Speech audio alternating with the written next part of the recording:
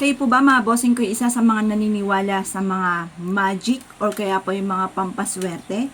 Alam niyo po ba mga bossing ko na ngayon darating na April, meron ako ituturo sa inyo kada buwan mga bossing ko na napaka-powerful na dapat ay magawa niyo mga bossing ko para lagi kang i-adya kung saan lagi kayo suswertihin. Alam niyo po ba mga bossing ko makapangyarihan ng ating isipan?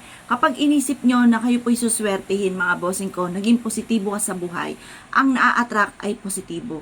Yung mga nangyayari na hindi nyo inaasahan mga bossing ko.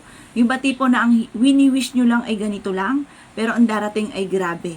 Na minsan maa-amaze ka at minsan hindi ka pa makakatulog sa dami ng blessing na dumarating. Ngayon pa mga bossing, bukod sa inyo pong sipag at tiyaga at pananalig sa mahal na Panginoon, subukan nyo po ito. Unang-una mga bossing ko, dapat kayo po ay nagpapausok ng Chinese incense, sage, or kung ano man po yan mga bossing ko na maaaring maka-attract ka ng swerte. Yung insenso at kamang yan, para po yan sa mga espirita, pantaboy ng mga bad spirit at pang-attract ng swerte. Pwede ka magpausok ng sage mga bossing ko or 3 piraso, 5 piraso, or 7 piraso ng Chinese incense mga bossing. Gawin nyo po ito ay sa umaga mga bossing, sa umaga. Ngayon pa mga bossing, mas mainam din na meron kayong journal, isulat nyo lahat ang inyong mga pinapangarap sa buhay. Ang pagsusulat ay sa umaga lamang, nakaharap sa gawing silangan mga bossing ko ng mga bandang alas 7. At patatapos po ito mga bossing ko, ibibilad po natin itong Book of Shadow po natin. Ito yung mga wishes po natin mga bossing ko sa liwanag ng sinag ng araw hanggang alas 8 lamang.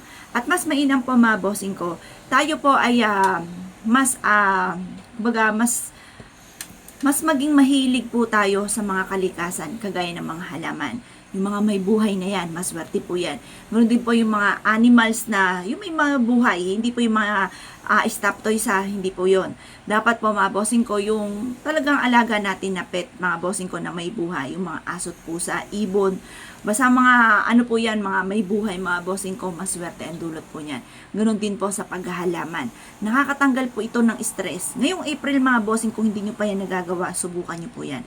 At ito pa mga bossing ko, kayo po mga bossing ko ay maghugas ng 3 kalamansi.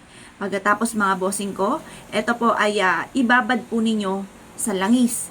Kahit anong klase ng langis, kahit baby oil or kaya po yung langis ng nyog or kaya kahit cooking oil, basta hindi pa nagagamit, pwede po yan at malinis.